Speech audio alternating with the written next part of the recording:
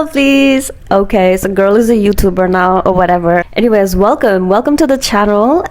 We are going to be talking about something super juicy. For those of you that follow me on Instagram, I already shared like the video that I'm going to be I wouldn't say it's a react video because it's more like a response video. Right, let's get to the video. So the video is titled Need for Men's Rights, and this dude has a foundation for men's rights, which, you know, I have nothing against, you know, do your own thing.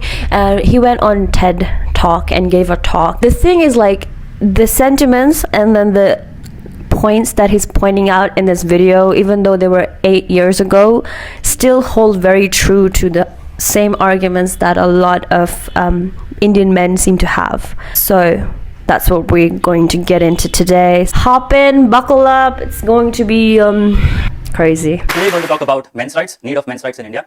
And the first question that comes to our mind is about why there is a need of men's rights in what we call as the patriarchal system. Females, we have the name woman, and the corresponding analogous word is man. Then our wife has husband, mother has father. Now the question is, there is something called as misogyny associated with women. It is called as dislike of, contempt for, or ingrained prejudice against women. If somebody tries to bind a man through his traditional role of protector or provider, then what do we call it? If we are unaware of it, the word is misandry. Misandry is whenever we ask a man to man up, whenever we ask a young boy not to cry like a girl, that is misandry. The thing is, yeah, I was not expecting anything from this guy because, you know, he's a man.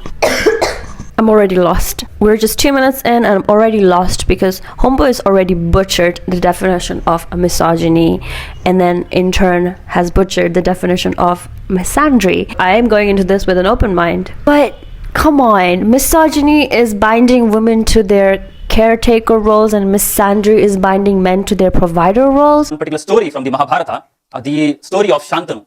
Shantanu was an all-powerful emperor. He was the ultimate king, an unquestioned emperor of those times. When he wanted to get married, he proposed marriage to Ganga.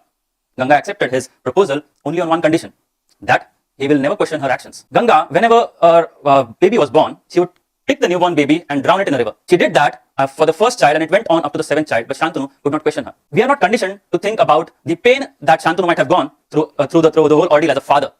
His alienation with his kids. Okay, first of all, let's just completely ignore the fact that this is a fictional, mythical story, most probably written by a man to prove his point. So what I'm getting from the story is man is upset that the woman isn't fulfilling her role as a baby machine and nurturing being, because obviously in a patriarchal man's head, the only thing that women are good for are making babies. So he's using this example to describe misandry, going against her nature of being a nurturing, caring woman that is there to give him 7,000 babies.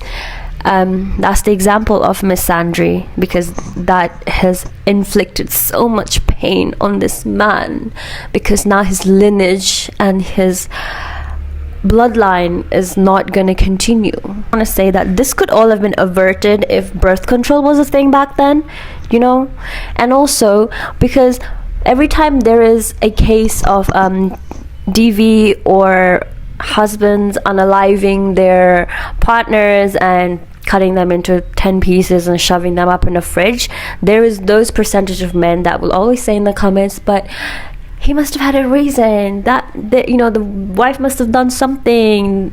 I'm saying she must have had a reason. Like, no normal person would go into the river and drown their babies, right? So I'm pretty sure if there was correct research done back then, maybe she was suffering from postpartum depression. You know, if Shantanu was such a good husband, he would have taken her to see somebody and get checked and see what something's wrong with her. But he's upset that my kids, my bloodline, my sperm that turned into a baby is no longer here, and it's all because of this evil woman who did not fulfill her role as a baby machine. Again put a condition that all his inheritance, all his kingdom should go to her children, only then she will get married. The point I want to make through this is, was she wrong? If you were to marry somebody, isn't it normal to assume, let's say like that you marry out of love and that both of you want this marriage as much as the other person, isn't it right to assume that since you are getting married to this person that your assets will be now shared? And if anything, she's asking for her kids, which will also be his kids that he wanted so bad, judging from the previous story, that they get a part of his inheritance, which she shouldn't even be asking this. She shouldn't even be having to ask this question. That should not even be a condition on the table. That should have been like a obviously situation. But yet she asked that. But Mr. Deshpande over here thinks that this Fisher woman was nothing but a gold digger. I don't know. Oh wait, it makes sense because he's upset because he thinks misandry is men being confined to their protector and provider role. So he doesn't want to protect and provide. So he doesn't want Shantanu to protect and provide for his wife and his offsprings, but wants the wives to make babies and not throw them in the river and fulfill their role as a loving, dutiful wife. I am sorry, where is the 50-50? Would like to go through a few parameters to measure the situation of men. Those are life expectancy, unnatural deaths, suicides, homelessness, and education. If we go through the life expectancy graph, it shows that men die sooner than women. The average life expectancy for men is 62 years. Okay, my dear, lovely audience. Across the globe, men do seem to have a lower life expectancy rate. But upon further research, it's claimed that men tend to die quicker due to various factors. Okay, some of them were to do with them being bad at self-care, essentially, because they're not going for their regular health checkups, they're not eating well, and they're not looking after their health. So a lot of these men have died from heart problems, cholesterol problems. Also, men also tend to die quicker because they engage in more risk-involved activities. With the whole unaliving rates as well, like, I have a bone to pick with that because it's also been shown in research that it's women who actually attempt to unalive themselves a lot more than men do, but it's just that men seem to choose more violent means to exit, which then, you know, are more successful. They're just more successful at unaliving themselves. I just don't see how that is misandry if we're still staying on topic here. Well, this is also a legacy of the patriarchal system that we call. Somewhere the role of being protector, provider carries over to this also. I would like to bring the attention back to the beginning of the video where it was clearly described that misogyny is the dislike or the contempt against women, whereas then the opposite of that becomes misandry, which is a dislike or contempt of men. I have no problem with the actual linguistic definition, but it's just the examples and then the points that are being said after that sentence, which he's linking to misogyny and misandry. Misandry to him is men being expected to be protectors and providers, which apparently then is like a pyramid of how men are suffering because they're expected to be providers, they're dying quicker, they're unaliving themselves, which may as well be true, but we don't know. But that is not misandry. It is not something that women are doing to you, which is what misogyny is. Misogyny is something that's literally being done to women. And if we are really gonna touch on this whole protector and providers thing, there is a term I would like to introduce to people that are not familiar with: toxic masculinity. That is something that feminists have been arguing against for decades. If anything, feminists have been the original MRAs. Feminists have been fighting for men's right to cry, men's right to be soft. And I used to be a liberal feminist before this, okay? We'll get on that someday of how I ended up here, how I ended up a misandrist. But feminists, especially choice and liberal feminists, are always so vocal about men's rights, and they link that with feminism. As you have also said yourself, it's patriarchy. Patriarchy is the villain here. It is not women doing these things to you, it's other men. Other men, may they be of a higher class or a higher socioeconomic status or whatever it is, but it's them that's doing it to you. It is not women. So how does this become misandry? How are women inflicting this abstract pain on you? If we talk about the suicide statistics, almost twice the number of married men commit suicide. Okay, we're back on the unaliving rates, and homelessness rates, and trust me, that can be a separate topic because there is a lot to touch upon that. But again, not misandry. Number of postgraduates coming out of our universities. That brings us to the question, what are the boys doing? That is my question. What are the boys doing? Let's bring it back to the beginning of civilization. At some point in the last thousands of years, some man decided that women are inferior and that they don't deserve rights and that only men deserve rights, right? So I don't know if any point in history have men been denied education, but I can recall just 100 years ago when women were literally banned from universities. Even today, in so many parts of the developing world, like, girls are still not allowed to go to school. There is a whole demographic of little girls that never picked up a pen in their life. And yet, just from the last 100 years of being given back the rights they're originally supposed to have anyway, girls have managed to bypass men in education. Are you not embarrassed? Are you not embarrassed as a man to admit with your full chest that you had a head start of thousands of years? You had all these opportunities and all these rights laid out for you, and yet you are getting beaten by a mere 100 years of revoked rights. And second of all, goddamn, that was aggressive. And second of all, there is a big gap, especially in India. Okay, we're gonna keep this whole video more focused on the Indian subcontinent. So based on that, the gap between the amount of girls that graduate universities and that are actually in the workforce is alarming. The math is not mathing. I agree with you. Where women and girls are doing much better than boys in school. That's across the globe. Like, that is not just in India. But you are using this as an explanation for what?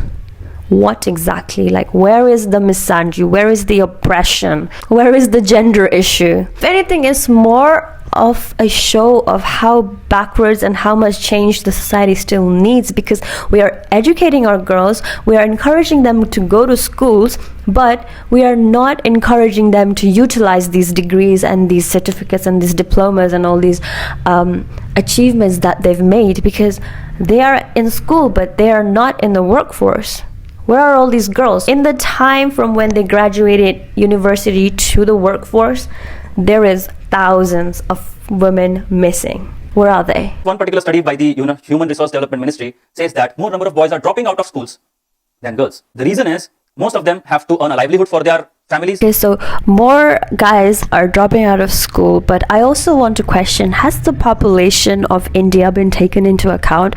Because as far as I know, there is a whole 4% gap in the number of men and women. So there is a whole 4% more men than women in India at the moment, and that might not seem like a big number, but taking into account the total population of the country, that is a lot of people. Also, men having to drop out of school earlier and not being able to go to school because they have to look after the family is not a gender issue. It's not misandry. It's like, I feel like I'm gonna sound like a broken record in this video, but I always feel this way when I watch men's rights videos, and their argument against men's rights and stuff is always comparing statistics like this. Okay, maybe that is a problem. Why should little boys have to drop out of school? They should get as much as a chance as the next person. But have we ever stopped to think maybe perhaps this is a class issue and not a gender issue? Because if you think about those numbers of guys that are dropping out of school to support their families, what are the number of girls that are dropping out of school to get married? The number of girls that are not going to school because of their period, the number of girls that are also not going to school because of their family's socioeconomic situation. This is not something that only happens to guys. Like, girls are going through this too. So this is not, again, where is the misandry? All those yojanas for the girl child. Why can't we have Ladla Lakshman's Kishore Kumar yojanas for these boys as well, looking at it from a gender perspective? Because your government and your laws and your society and your culture from the beginning of time has never denied men of education. there's a lot I could say on this, but I was watching this YouTube video by this Indian YouTuber called Dhruv, and a lot of you might be familiar with him. He explained in one of his videos the whole like quota thing for Indian governments and stuff, and mind you, in this video he's talking more about the class/caste situation.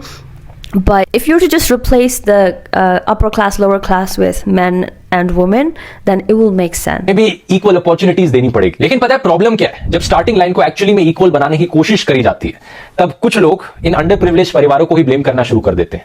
जब सरकार free बिजली, free education, free health care, free पानी देने की कोशिश करती है इन गरीब लोगों को, या फिर फ्री स्कॉलरशिप्स, फ्री स्कीम्स, इनके लिए रिजर्वेशन देने की कोशिश करी जाती है, तो इन्हीं लोगों को कुछ लोग मुफ्तखोर बुलाना शुरू कर देते हैं. कहते हैं देखो कैसे ये फ्री का माल लेते हैं ये लोग, तो इन्हें कभी खुद से कुछ नहीं करना होता, ये सारे के सारे मुफ्तखोर हैं. ऐसी ही चीजें बोली जाती हैं इन लोगों को. सोचकर देखिए जरा, क्या ये हमारी हिपोक्रेसी नहीं है इन लोगों को ब्लेम करना और सरकारी स्कीम्स को ब्लेम करना, जब यहां पर स्टार्टिंग लाइन सेम बनाने की कोशिश करी जाती है? तो Modernity has given women the option of being a caretaker or a provider, but men still don't have that option.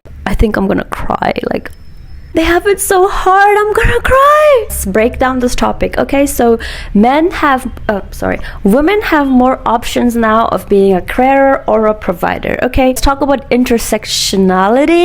That might be the case for upper caste, ruling class, I don't know, rich women. Okay, irks me so much, especially hearing this from an Indian guy, is the fact that perhaps in the West now we can say that choice feminism has reached such heights that women have a choice now to be a housewife or go to work, you know, and have the best of both worlds, which also comes with its own struggle, because now women are doing the double burden of being a boss at home and also having to be a boss at work. But as an Indian living in this South Asian Indian subcontinent, can you really say with your chest that women have a choice? Like, do you think all those housewives in rural India have a choice of being a housewife? And also, there have been cases of where women have wanted to work after marriage and they've gotten so much backlash, in some cases abuse as well from their in-laws. Where is the choice in that? If anything, let's go back on the double burden, because it's like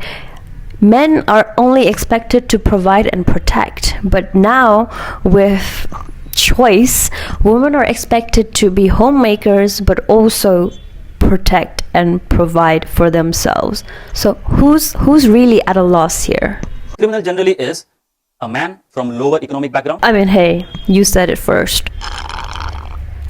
And also, I would like for a change for us as a society to focus more. When it comes to any other crime, we are always focused more on the perpetrators. So when it's like a serial killer or it's a robbery or this and that, like, always focus on the perpetrator.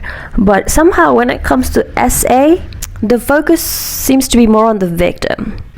And I agree there are male victims too of sexual violence, #men too. Let's look at the statistics. Statistics don't lie, and it is not just an Indian problem, but across the globe, most perpetrators of violent crimes are men, and even the victims that are men in those situations, most of their perpetrators are men. So it's men that are hurting other men as well as hurting women. So let's bring the focus back to male violence. Male violence is the root of all evil in our society, and it is one of the most important problems in our society that we have to tackle. And I firmly believe that once you tackle male violence and look at solving the gender issue or violent or crime issue from that angle, I believe there will be a lot of change. Men seem to be at their core more violent than women, and if it's to do with evolution or testosterone, biology, whatever the reason, but it is a fact. It is statistically proven that men are more violent than women. I mean, since anger is the only emotion that y'all can feel apparently, so perhaps we should look at it more from those lenses and we can get somewhere. In cases of attempt to murder, overwhelming percentage of victims of these crimes are men. I'm sorry, but where is he pulling these facts from? Because I spent days on researching for this video, and I tried to find his sources, which there were none. Is he pulling these graphs and tables out of his ass? I don't know, okay? Like, I mean, it's not even something I can argue, because there is no evidence. I had to go back 9 years ago and go through all these archives and everything, and yet I did not find any of these graphs or these researchers that said that there are more women murderers and women robbers, and maybe it's a cognitive bias I have, but it seems a bit hard to believe, doesn't it? And also he's using this scenarios of, oh, if the army were to attack, if we had an animal attacked, da-da-da-da-da. Oh, reminds me of the bear. It's the same as, like when men always use a hypothetical, very, very rare scenario to prove that they are the protectors of women. What are the chances of us being attacked by an animal on the daily? What are the chances of us being suddenly colonized by an army or something? But I don't know. I just feel like some of these men, they're still living in Gandhi era where they're resisting the British Empire and da da da da. But like, honey, it's 2024. You don't have to go to war for me. It's okay. What is the system that we are living in? We call it as the master-slave system. Y'all, I'm getting sick of making this video already because it's... I will pull through just for you lovelies, for my girly gang, okay? Master and slave, those are some very, very interesting and very intense words, and I know that there is a group of radical feminists that do think this. I don't know if I think this, but probably to some extent it just seems like, especially when you think of like religion and stuff, that is how it seems to be defined. I think he's trying to claim that we're living in a matriarchal society because apparently men are the slaves in Indian society and women are the masters because they have the the chabi, like the house keys in their I'm forgetting English. They have the house keys in their like little sari, being the boss of the house, while the man goes out and slaves away all day and comes back home and massages the woman's feet and brings her the money that he made that day, and he's like, here love, do what you will, my princess, my darling. That's another thing, the fake superiority that Asian men like to make about like married couples, like how uncles always joke that their wives have them wrapped around their finger and that she wears the pants in the relationship, when the same uncle will go home and smack his wife for making the biryani too salty. Talk about child custody. We have a judge famously saying that he has never seen a calf go with a bull. It always goes with a cow. That's why the custody of children should go to mother. An Indian man talking about parental custody when he barely spends time with his kids. Like, there's a whole movie on this. There's this movie called Animal by beloved Ranbir Kapoor and our favorite director. Movie on daddy issues that most Indian men have, and then judging by the success of said movie, it shows that it resonated with a lot of Indian men. So that should show you how much Indian fathers love their Indian sons and how they love spending time with them and being kind, loving and whatever. So of course they would want parental rights and custody over their own kids. It's giving, I don't like playing with this particular toy, but if someone else snatches this toy from me, I want it. Okay, I think it is time to go to this point. Okay, let me just go through my little script. I'm just gonna throw some facts out there. So this video was released in 2015. Okay, let's go through a few news that came out in 2015, and going back to this whole 498A, where this MRA's favorite thing to go on about is false accusations. Okay, let's go through some of this data. Okay, crimes against women went up by 20% since the last year. Delhi police registered 7,124 FIRs. Out of these 7,124 FIRs in Delhi, not India, just Delhi, one was solved. This is also not regarding the amount of unreported cases because of the social stigma that's stuck with victims of sexual violence, and the ones that are retracted as well. So if we were to take all of those into account, I am sure the numbers would be a lot higher. So bearing in mind that these are real cases, and out of all of these real cases, one was solved, we have Mr. Deshpande over here and other MRAs and men of such caliber arguing that false accusations is what's ruining men's life. And earlier I only talked about the Delhi cases, but it seems that conviction rate across the country was 21.7% in 2015.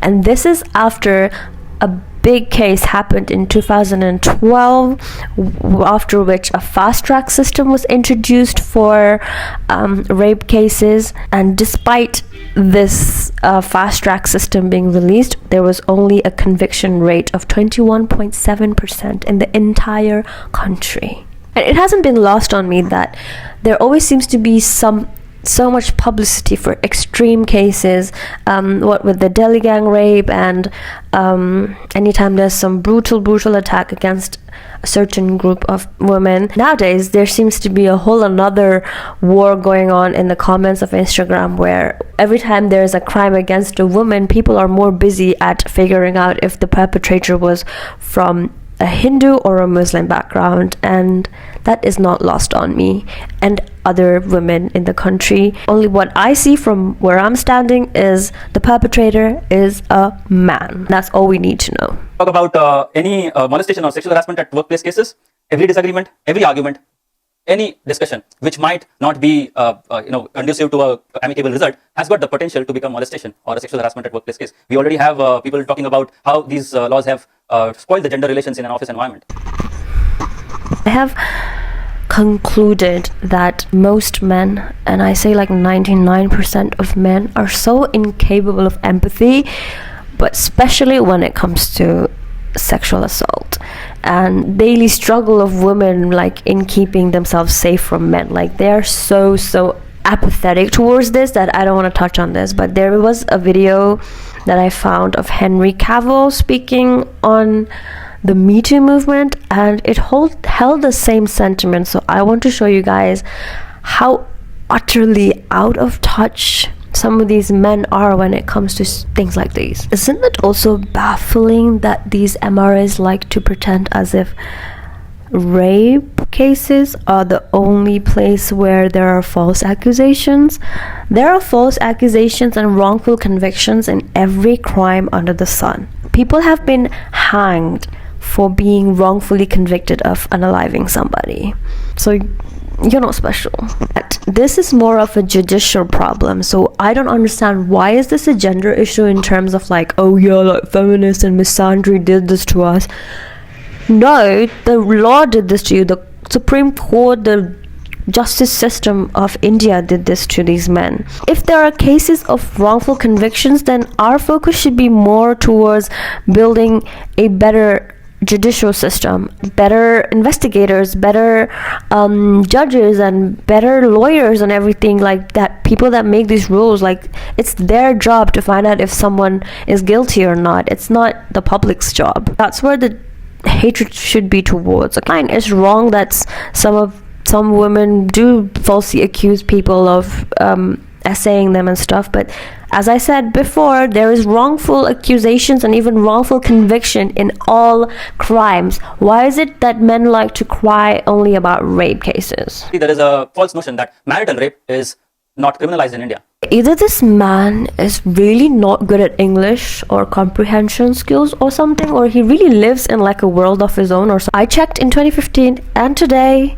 back then and now, marital rape was and has always been decriminalized in India, which is also why the statistics are actually lower than they should be. Okay, if marital rape was criminalized in India, the stats would be much higher and a lot more of y'all would be in jail. I am yet to get to the point in the video where he gives me an actual example of misandry, because so far it seems to me more like it's either a class issue or it's literally things that men do to other men. Whatever your struggles, all of your struggles and all your pain and whatever, it's coming from your fellow man. It's coming from your fellow men. It's coming from your own gender. So don't go to a TED talk and talk about how you are struggling as a man in a developing country like India, where women are still being sold every single day and being forcefully married to men twice their age and being forced to carry babies that they want nothing to do with and that they're not even ready to carry, and say that it's misandry. It's misandry that you can't cry, or that someone falsely accused you of something that you didn't do. Men can be victims too, but it's other men that are bashing on you for that. And it's the call is coming from inside the house. Okay, please go answer it and leave women alone. Really did not expect to be this aggressive, but honestly, video was just getting in more and more intense, and it was just not getting anywhere, because I always go into these videos with an open mind, because I want to learn, I want to see what they have to say. And perhaps if he genuinely focused his talk on men's rights, like the actual the struggles of men and like how they are suffering under a system that they created themselves, then perhaps I could be on board with that. Okay, I could be on board with the fact that yes, like men are unaliving themselves at an alarmingly increasing rate, and misandry, where he got on the wrong foot from the beginning. 1 minute in, when he started describing misogyny and misandry, he lost it already. I also wanted to kind of see where he's at now, and see. So I went on his website, and he's doing some work for his fellow men, which is fair enough. Go get them rights that you never lost, boo. And I don't know how I'm going to exit this video, because I'm just like, look, I am high on coffee and I am enraged, I am baffled, I'm astounded, I am just speechless now. I think I've talked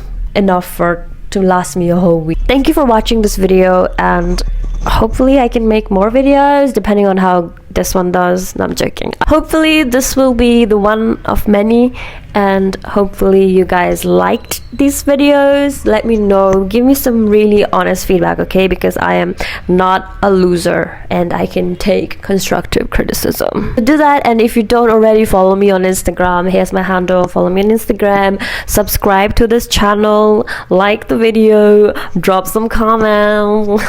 Cringe. I don't have any outros. I think the man and me have said everything we could say, but hopefully I've done justice on this one.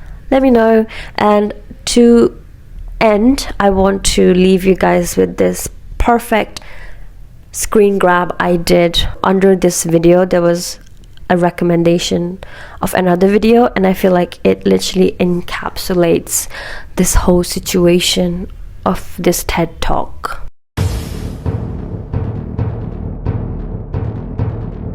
Thank you again, and bye. Take care. See you in the next one.